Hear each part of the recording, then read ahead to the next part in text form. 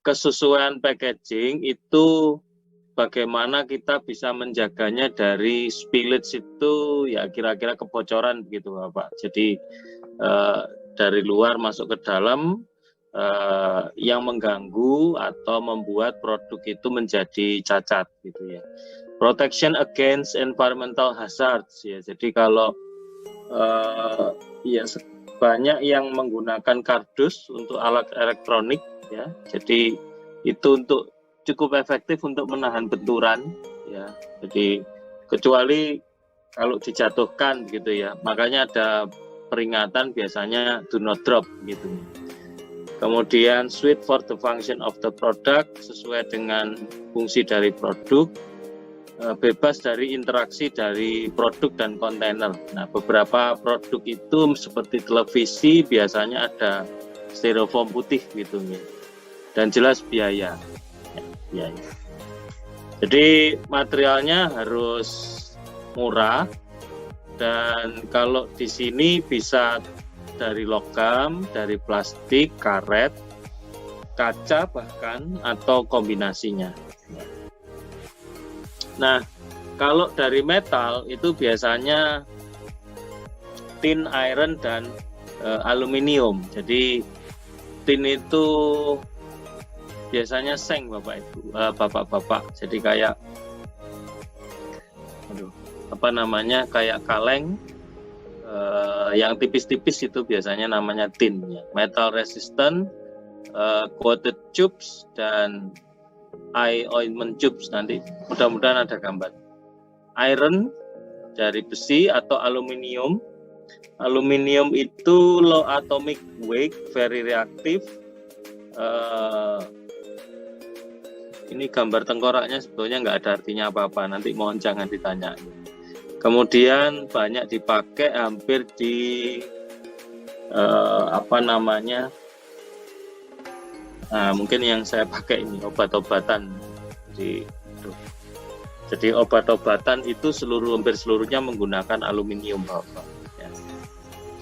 Jadi aluminium tube itu ada yang unlined, lined with epoxy. Both surface porous. Porous itu artinya bukan merembes ya, tapi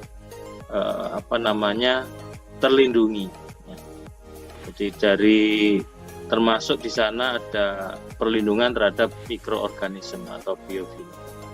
Oke, sampai di sini apa ada pertanyaan Bapak-bapak? Saya tahan dulu. Monggo kalau ada pertanyaan. Tentang packaging.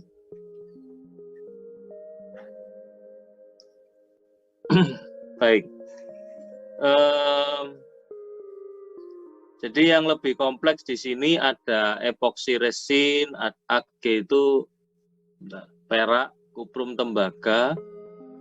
Wah, saya jadi tidak hafal nih. Hg dan Sn, nama-nama unsur kimia. Nah, kemudian ada juga dari plastik ya, Bapak. Jadi tidak terlalu rigid, artinya dia lebih fleksibel tapi strong seperti metal. Ya. Jadi ada PT, sebetulnya ada PET, HDPE dan lain-lain. Ya, banyak sekali jenis-jenis plastik atau polimer. Kemudian yang jelas ada aditif di dalam polimer. Kita bisa menambahkan PVC. Ya, PVC itu ya kayak pipa itu Bapak. Jadi dia bisa sangat keras ya, bagus sekali. Ya ini nama ininya pakai antioksidan, naptil phenylenediamine, susah bacanya ini ya. Jadi ada juga untuk clear plastik ya, clear plastik. Jadi kenapa plastik itu bisa clear itu ditambahi ini Bapak. Jadi kemudian ya, penutup itu yang umum harusnya dengan sterilisasi, proses sterilisasi, dan yang penting penutup itu harapannya bisa dibuka tutup secara mudah ya, seal and reseal. Di kayak kantongnya obat itu kan di ujungnya ada sealnya, seret itu closure Bapak. Jadi ada yang push on, bank ini, sebentar, saya kok lupa ya bank ini. Kemudian screw cap dan ada fusion. Ya, fusion itu ditempelkan, ya kayak kantong plastiknya obat itu. Oke, kemudian filling, jadi memasukkan. Nah ini konteksnya begini Bapak, jadi kayak odol, kemudian salep. Nah ini ada hal khusus ya, jadi di atas itu cream and ointment. Ointment itu salep sebetulnya ya. Jadi cream and ointment ini jadi penting Bapak-Bapak sekalian, bahwa yang jelas kita mencoba menahan bagaimana dia tidak produce bubbles. Artinya mungkin Bapak-Bapak tahu odol itu pengisiannya bukan dari depan yang kita puter itu, tapi dari belakang. Ya, jadi dipres supaya tidak ada udara yang terjebak. Jadi bubbles itu sebetulnya kan udara yang terjebak. Kemudian kan dilipat. Jadi kalau lihat odol itu belakangnya ada lipetannya. Bapak. Jadi tekniknya seperti itu, dari dulu sampai sekarang masih dipakai ya, belum ada yang menggantikan ya, dan itu bagus ya. Bisa juga interfere with pumping, kan dipres begitu nggih, pumping dipompa, jadi dipres supaya keluar melotot ke depan. Container of cream, jadi itu bisa collapsible metal atau juga bisa menggunakan flexible plastic tube atau juga aluminium tube, nih, Bapak. Untuk ointment tadi salep ya, bisa screw cap, amber glass, plastic pot, dan juga collapsible metal tube. Ya. Jadi in general ada yang bentuk-bentuk solid, liquid, semi solid, dan steril. Itu kita pakai ini jenis-jenis yang ada di sini. Gitu. Okay. Kemudian ada blister. Blister itu sebentar. Blister itu biasanya untuk tablet ya, obat. Itu kan ada semacam kayak kantong, tidak terlihat nih, semacam kayak kantong kantong obat, terus atasnya ditutup aluminium. Jadi blister itu model kantong, dimasuki pil terus ditutup gitu awal. Dan lain sebagainya, tentunya harus menggunakan uji-uji klinis, uji stabilitas, juga biasanya direndam air, Bapak-Bapak. Jadi sampel produknya direndam air, nah terus kita entas, kemudian kita cek vapor itu daya masuk atau permeabilitas dari bahannya, airnya apakah masuk kira-kira berapa persen dalam jangka waktu berapa lama ya. Jadi sebetulnya obat itu as long as tidak dicelup di air sebetulnya baik-baik saja. Kalau cuman kehujanan, kebasahan di tas sebetulnya enggak apa-apa ya. Itu kira-kira apa. Kemudian karton untuk secondary packaging, dia bisa untuk label juga lebih mudah karton, jadi kita bisa cetak, bisa sablon dengan ya berbagai tulisan di sana. Kalau yang aluminium tadi kan agak terbatas nih ini.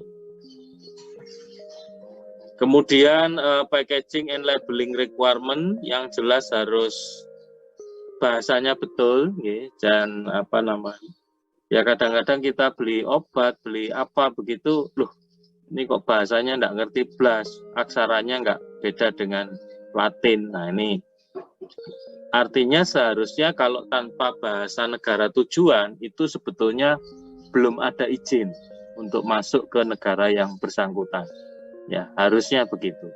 Ya, jadi setiap produk itu kalau ada kalau Bapak jumpai apa namanya, ada bahasa Brasil, Portugis dan lain-lain, oh berarti barang ini memang juga diekspor ke sana.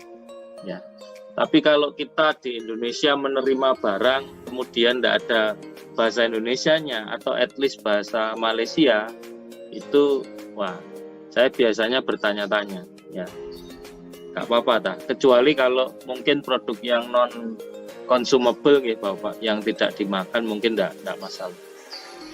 Nah kemudian ini contoh unit dose. Jadi unit dose itu artinya kita memberikan ukuran, ya ukuran untuk menjual.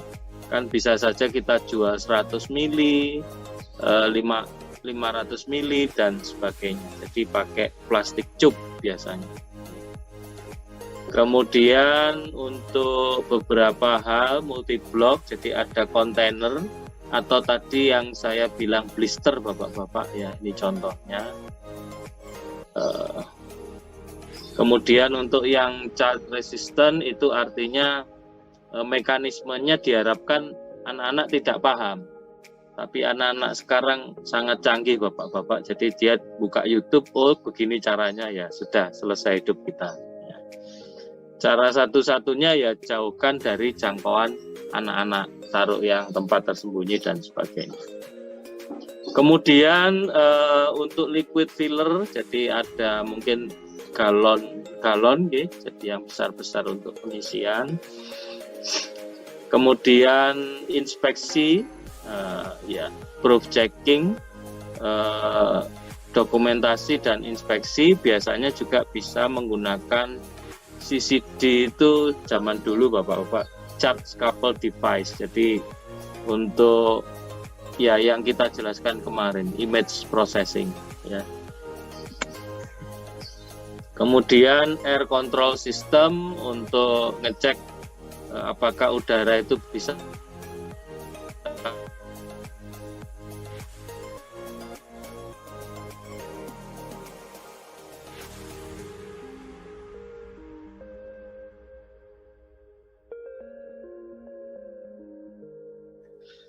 Nah, oke.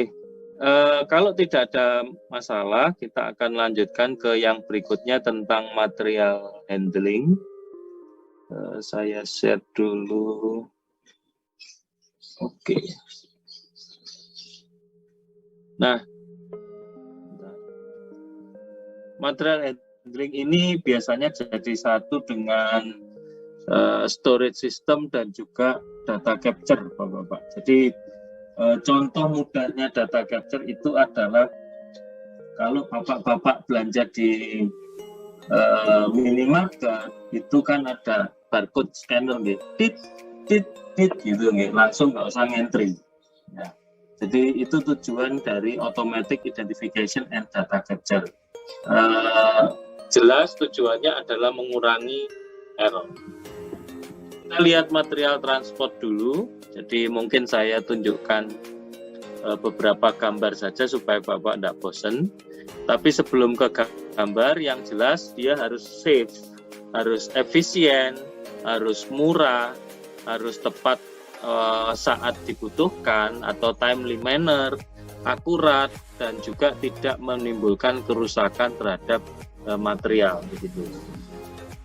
Nah, jadi untuk material handling dari yang besar dulu, ini Bapak-bapak pasti bosan melihat gambar ini gitu. Jadi ini bukan Lego ya, tetapi kapal yang penuh dengan kontainer.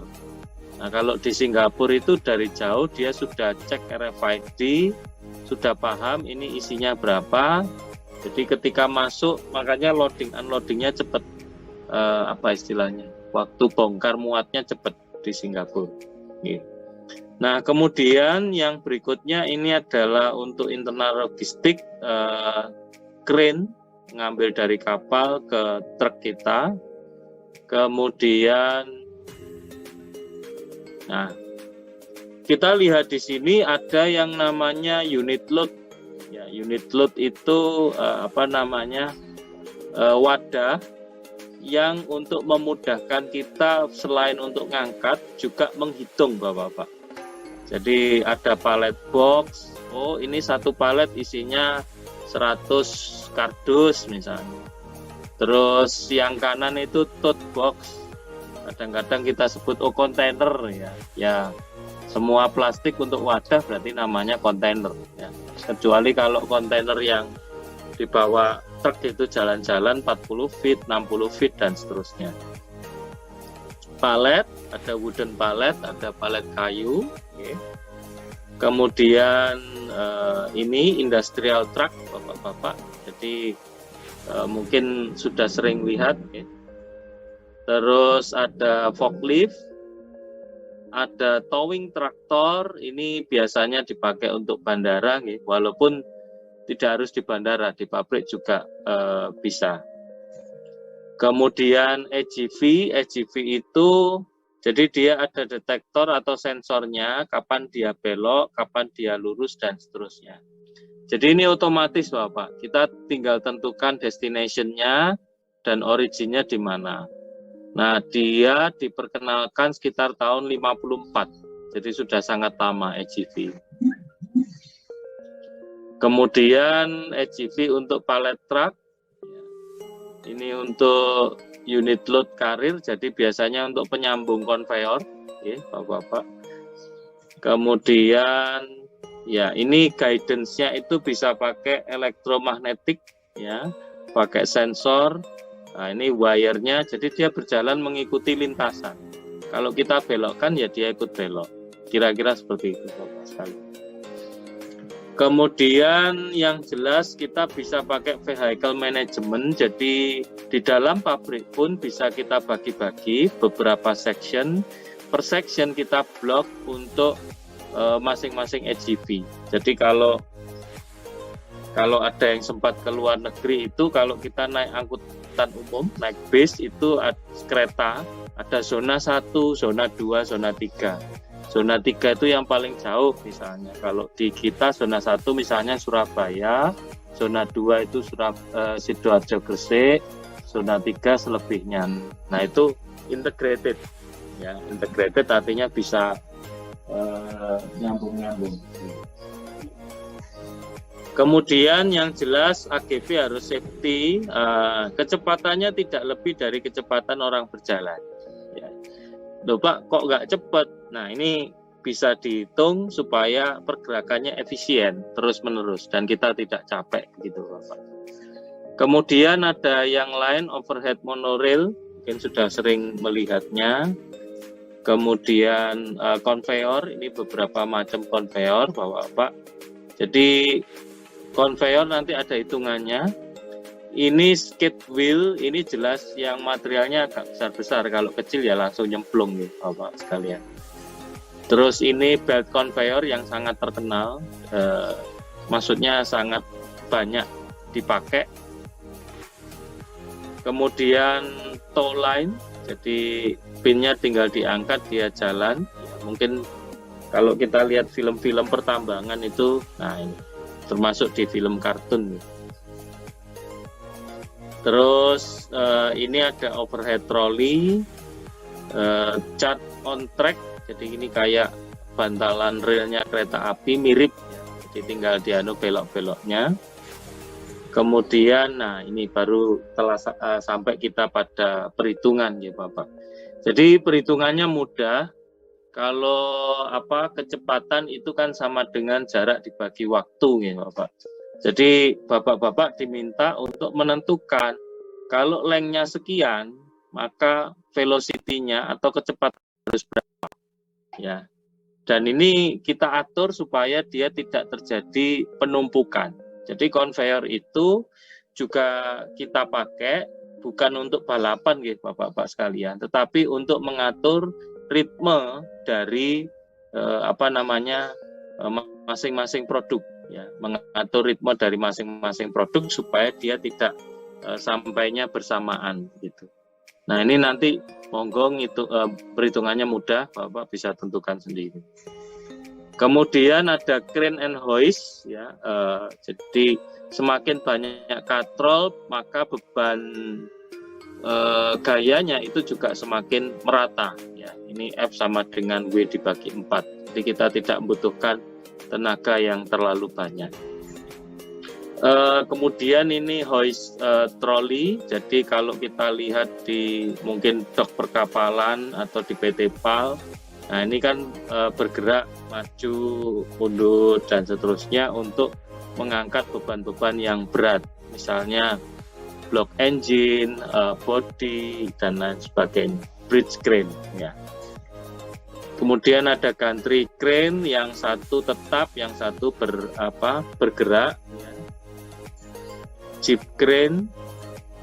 Nah, jadi kita bisa juga menggunakan network diagram. Jadi, tapi mungkin saya tidak memberikan detailnya yang ini kepada Bapak karena mungkin agak rumit dan sebetulnya mirip dengan yang di Microsoft Project atau di manajemen proyek ya.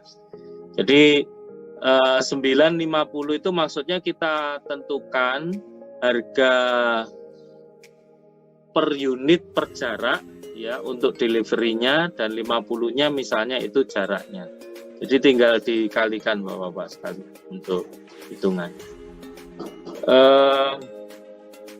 Jadi itu yang bisa kita lihat di pagi hari ini. Monggo, apakah ada pertanyaan terkait ini pagi ini Bapak-Bapak?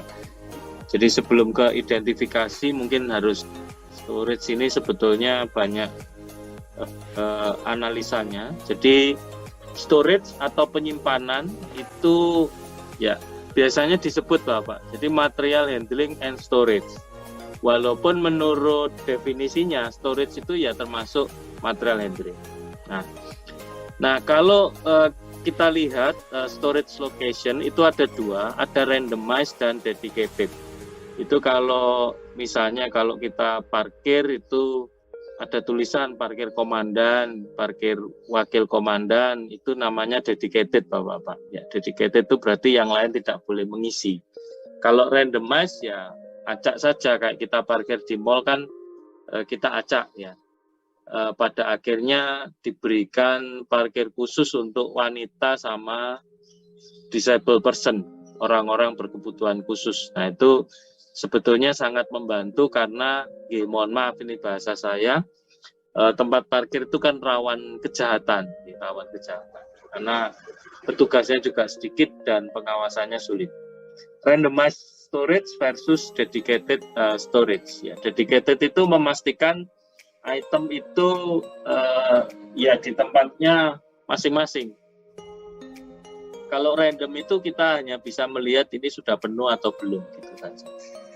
Nah, ini yang di dalam inventory Bapak-bapak, di dalam storage.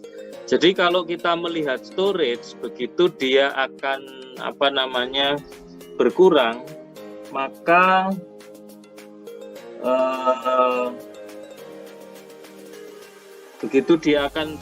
maka kita harus memesan kembali sejumlah yang kita inginkan. Misalnya di sini 110.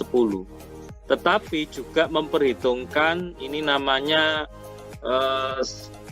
waktu untuk order time.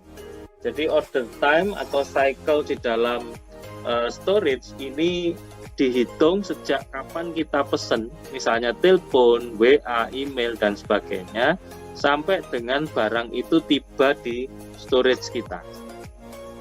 Itu Bapak-bapak sekalian. Jadi akhirnya Bapak-bapak nanti bisa membuat grafik ini ya. Nah, 60 itu adalah kira-kira average inventory yang ingin kita capai. Jadi kalau kita punya toko, kita punya distribution center, itu kita melihat average inventory-nya berapa. Nah, di situ kita bisa kejar target penjualan kita seperti apa. Itu namanya storage Bapak. Nah, kemudian saya tunjukkan gambar-gambar saja. Yang pertama bulk storage. Bulk itu artinya kita tidak bisa membedakan yang lama sama yang baru.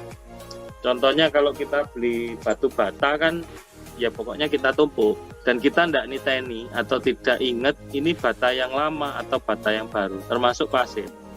Kalau kita bisa nandai, wah itu hebat ya. Kecuali mungkin dari segi warnanya, oh yang ini agak putih berarti yang lama, misalnya. Itu bulk storage. Kemudian ada model pallet rak yang ditumpuk seperti ini, density-nya bagus, tetapi aksesnya juga cukup mudah, good accessibility. Kemudian yang menggunakan laci, ini ada divider and partition. Ini di sini. Kemudian yang berikutnya adalah karusel.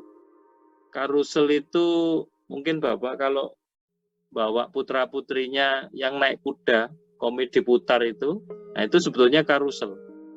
Kalau saya kecil dulu saya bilang ini naik kuda nggak nyampe-nyampe, muter aja. Nah itu karusel. Jadi tinggal diputar dan di sini kita bisa menentukan, ya karusel itu, sebentar. Oh yang ini saya salah gambar, mohon maaf. Kalau yang tadi itu automated storage and retrieval. Jadi di tengah itu kayak ada arm, bisa masuk, ngambil rak kiri, rak kanan, dan seterusnya. Jadi storage-nya itu diukur dari ketinggian dan juga lebar Bapak. Jadi muat berapa. Nah itu biasanya kita beri rak-rak kecil gitu, atau rak-rak.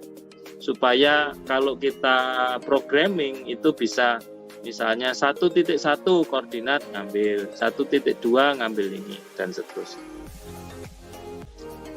Banyak aplikasinya. Jadi itu Bapak-Bapak tentang storage yang bisa kita sampaikan pagi ini. Monggo kalau ada pertanyaan atau perhitungannya selama ini hanya berdasarkan biasanya seperti apa gitu, jadi mungkin ada yang bisa Nah itu silakan diukur dimensinya. Kapal itu kan tidak semua bisa untuk storage Pak ya, mungkin ductnya atau apa. Nah itu berapa kesediaannya. Kemudian kalau tank itu kan overall dimensionnya ada gitu, termasuk swing. Yang repot itu kan swingnya itu ya, untuk senjatanya itu.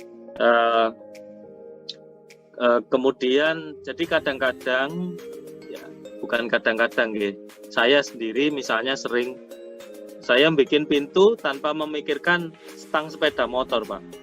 Nah, jadi pernah saya bikin pintu pagar itu saya set 70 cm. Nah, jadi saya paskan stang. Nah, ternyata saya lupa kalau ada allowance yang harusnya saya buat. Ya maklum karena waktu itu rumahnya kecil gitu. Jadi saya buat gitu aja. Kok gak pantas kalau terlalu lebar. Nah saya lupa kalau stang itu ya nggak bisa press lurus. Nah itu Pak. Termasuk garasi mobil itu lebarnya kan kita juga harus perhitungkan manuvernya. Nah itu manuvernya butuh allowance berapa. Kalau press sampai spion biasanya kalau Avanza ya 170 cukup gitu. Tapi itu kan posisi kalau kita masuknya lurus, kalau belok agak sulit. Ya termasuk sekarang, ya mohon maaf, rumah-rumah sekarang itu sangat tidak manusiawi, dijual 5x10 Bapak, dan jalan depannya 5 meter. Terus promosinya ada garasinya. Nah, saya sudah masuk akal ini ya. 5 meter itu atau 4 meter. 4 meter itu gimana ininya? Kalau ada tetangganya naruh becak atau sepeda motor sudah tidak bisa keluar. Gitu. Itu Bapak-Bapak, monggo kalau ada komentar atau pertanyaan lagi. Punjen Bapak. Iya Pak Gilar, silakan. Tadi disampaikan di waktu Bapak dosen menjelaskan soal semakin banyak katrol itu akan semakin memperingan beban yang kita angkat. Tapi apakah beban dari katrol sendiri ada pengaruhnya Bapak dengan sekian banyak katrol ini? Oh, kalau dalam movementnya tidak Pak. Jadi beban katrol yang banyak itu, nah mungkin yang dikonsideran sama Pak Gilar adalah beban struktur. Nah, itu kan pekerjaan sipil ya. Kalau beban struktur iya, beban statik struktur iya. Jadi tapi untuk nariknya, jadi kalau di manufaktur kan yang kita hitung daily basisnya, bukan struktur. Ya, jadi listrik misalnya Pak. Jadi untuk narik butuh berapa dan seterusnya. Betul Pak Gilar, harus memperhatikan beban struktur juga pasti. Ya Pak, siap. Terima kasih Pak. Oke. Baik, ada lagi Bapak-bapak? Oke. Apakah kuliahnya boleh diakhiri?